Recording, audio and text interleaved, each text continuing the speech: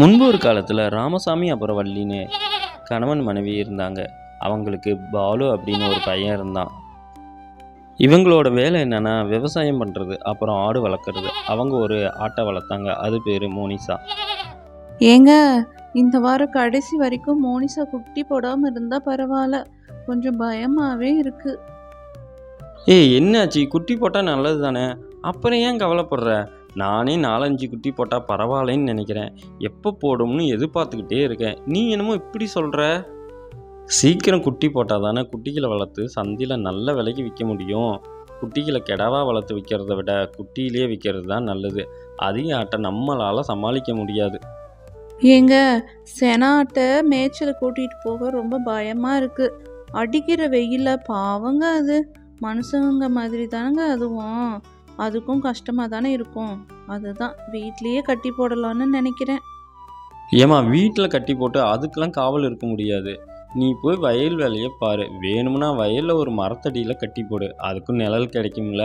நானும் அதுக்கு தாங்க கடவுளை வேண்டிட்டு இருக்கேன். வார கடைசினா பாலுக்கும் பள்ளிக்கூடம் இருக்காது. வீட்டில் அவன் இருப்பான், அவன் பார்த்துக்குவான். நானும் களை எடுக்கிற வேலையை நிம்மதியாக பார்ப்பேன். இதுக்கெல்லாம் போய் நேரம் பார்த்துக்கிட்டு இருக்க முடியாது. போய் ஆட்டை மரத்தடியில் கட்டி போட்டுட்டு நீ பொம்பளை ஆளை கூட்டிகிட்டு களை எடுக்க போ.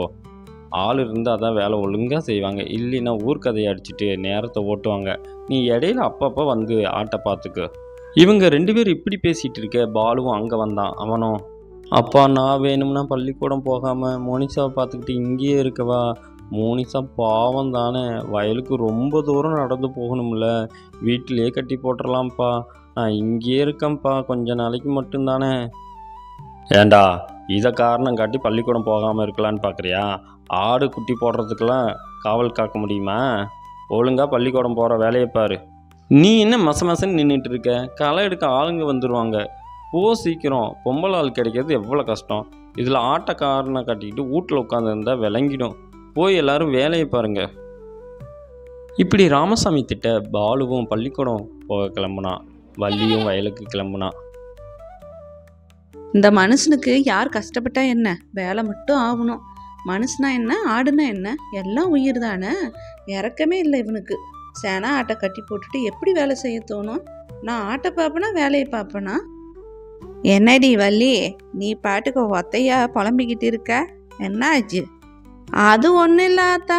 சேனா ஆட்டை மரத்தடியில் கட்டி போட்டிருக்கேன். குட்டி போட்டுருன்னு பயமாக இருக்கு. இங்கே வேற களை எடுக்கணும். நீ எல்லாம் ஆள் இருந்தால் தான் ஒழுங்காக வேலை செய்கிற.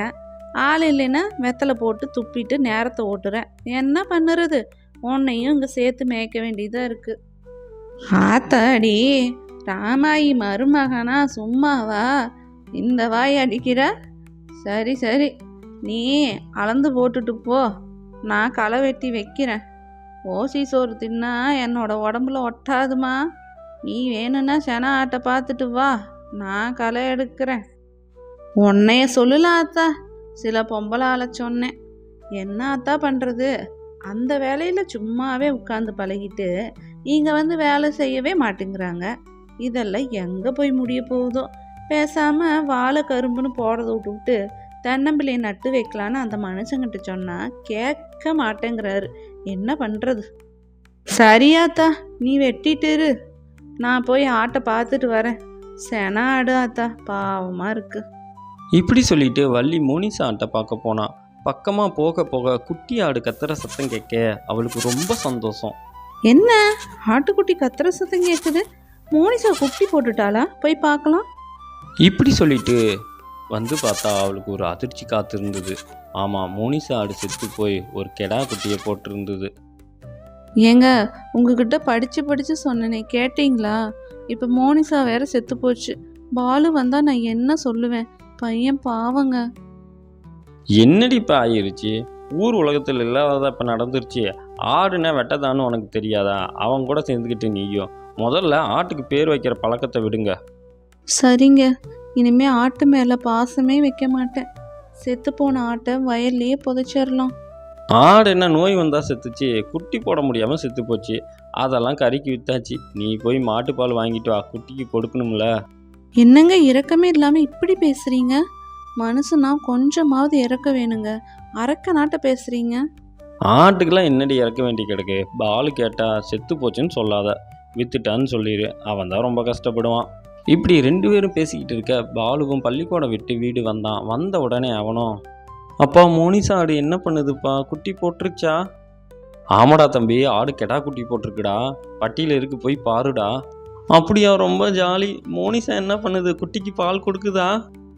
இல்லைடா தம்பி, மோனிசாவை விலைக்கு வித்தாச்சுடா, நம்மளால் ஒரு ஆட்டை வளர்க்க முடியும், பார்த்துக்க ஆள் இல்லைல்லடா, அம்மாவுக்கும் வயலில் வேலை அதிகமாக இருக்குது, நீயும் பள்ளிக்கூடம் போயிடுவ, அதுதான் வித்தாச்சு. என்னப்பா இப்படி பண்ணிட்டீங்க, குட்டி வளர வரைக்கும்னாவது விடலாம்ல, பாலுக்கு என்னப்பா பண்ணும் அது? அதெல்லாம் ஒன்றும் பிரச்சனை இல்லைடா, மாட்டுப்பாலை வாங்கி கொடுத்துக்கலாம், குழந்தைக்கே மாட்டுப்பால் தான் கொடுக்குறாங்க, அதெல்லாம் ஒன்றும் பிரச்சனை இல்லை, விடு. தன்னோட அப்பா பேச கோபத்தோட தன்னோட அம்மாவை பார்க்க வந்தான் பாலு. அம்மா, மோனிசாவை அப்பா வித்துட்டாராம்மா, எதுக்குமா நீங்கள் மோனிசாவை விற்க விட்டீங்க? இல்லடா பாலு, நல்ல விலைக்கு கேட்டாங்க, அதனால வித்துட்டாரு. நீ ஒன்றும் கவலைப்படாத, குட்டி கேடா ஒன்று இருக்கு. ஐயா ஜாலி, இவனை பார்க்க ரொம்ப அழகா இருக்கான், இவனுக்கு ஒரு பேர் வைக்கலாமா?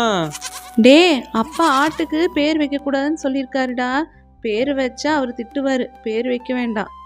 அவர் கிடக்கிறாருமா, சும்மா இருமா, இவனுக்கு மணின்னு பேர் வைக்கிறேன். பாலுக்கு மணி ரொம்ப பிடிச்சிருச்சு, அவனுக்கு குட்டிங்கிறதுனால தூங்கும்போது கூட பக்கத்தில் படுக்க வச்சுக்குவான். என்னடி நடக்குதுங்க, உங்களை ஆட்டுக்கு பேர் வைக்க வேணான்னு சொன்னல, இப்போ எதுக்கு பேர் வச்சிங்க? ஏங்க, ஏதோ சின்ன பையன் ஆசைப்படுறான், விட்டுடுங்களேன், பெருசான அப்புறம் வெளியே கட்டி போட்டுக்கலாம், விடுங்க பார்த்துக்கலாம்.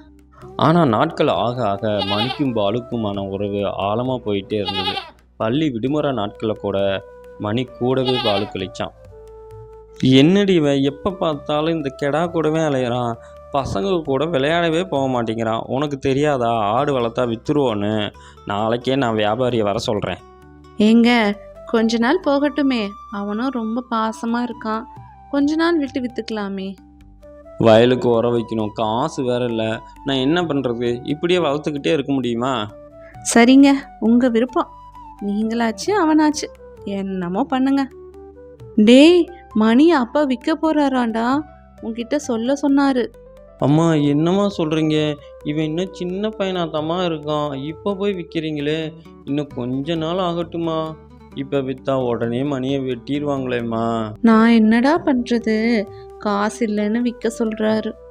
அம்மா, எனக்கு ஒரு ஐடியா இருக்குது, போன வாரம் தான் ஊர் திருவிழா முடிஞ்சுது, இனிமேல் திருவிழா வர 1 வருஷம் ஆகும்ல, பேசாமல் மணியை ஊர் சாமிக்கு வெட்டுறேன்னு வேண்டிக்குமா, அப்படி பார்த்தா அடுத்த வருஷம்தான் திருவிழா வரும், அது வரைக்கும் மணி என் கூடயே இருப்பாம்மா, அப்பாட்ட போய் சொல்லுமா. இப்படி பாலு சொல்ல வள்ளியும் வேறு வழி இல்லாமல் தன்னோட கணவன்கிட்ட போய், ஏங்க, நான் சொல்ல மறந்துட்டேன், மணியை நம்ம ஊர் கோவிலுக்கு நேர்ந்து விட்டுருக்கேன், இப்போ தாங்க ஞாபகமே வருது, அடுத்த வருஷம் திருவிழாவுக்கு வெட்டிக்கலாமா? இதெல்லாம் முன்னையே சொல்ல மாட்டீங்களா, போன வாரம் தானே திருவிழா முடிஞ்சுது, அப்போவே வெட்டியிருக்கலாம், இப்போ வந்து சொல்லிட்டு இருக்க, வியாபாரி வேற வர சொல்லிட்டேன். என்னைய மன்னிச்சிருங்க, நானும் மறந்துட்டேன், இப்போ தான் ஞாபகம் வந்துச்சு. சரி, சாமி விஷயம் வேற, அடுத்த வருஷமே வெட்டிக்கலாம், உர வைக்க காசு வேறு பக்கம் வாங்கிக்கிறேன், என்ன பண்ணுறது. இப்படி அப்பா சொல்ல பாலுக்கு ரொம்ப சந்தோஷம். அவனும் தன்னோட அம்மா கிட்ட போய், அம்மா ரொம்ப நன்றிம்மா, மணி இன்னும் 1 வருஷம் என் கூட இருப்பாம்மா. இப்படி நாட்கள் போக ஆரம்பிக்க மணியும் பாலுவும் ரொம்ப சந்தோஷமாக இருந்தாங்க. ஆனால் ஒரு நாள், அம்மா என்னம்மா கோயில் முன்னாடி ரொம்ப கூட்டமாக இருக்கு, ஏதாவது பிரச்சனையா?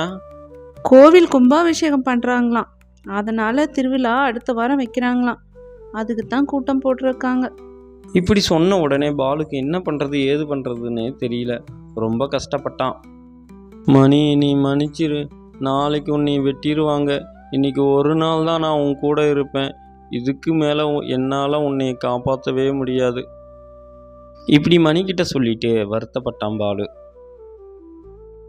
அடுத்த நாள் காலையில் வீட்டுக்கு வந்தவங்க எல்லாரும் கறி ரொம்ப ருசியாக இருக்குது அப்படின்னு பேச பாலுவும் தன்னோட அம்மா கிட்ட, அம்மா இனிமேல் நம்ம வீட்டில் ஆடு வளர்க்க வேண்டாமா, வளர்த்த கிடா வெட்டி சாப்பிட்றது எவ்வளோ கஷ்டம்னு இப்போ தாம்மா புரியுது. ஃப்ரெண்ட்ஸ், இது எனக்கு நடந்திருக்கு, உங்களுக்கு இது மாதிரி அனுபவம் இருந்தால் மறக்காமல் கமெண்ட் பண்ணுங்கள், வீடியோ பிடிச்சிருந்தால் லைக் அண்ட் ஷேர் பண்ணிவிட்டு சேனலை மறக்காமல் சப்ஸ்கிரைப் பண்ணுங்கள். Thank you friends.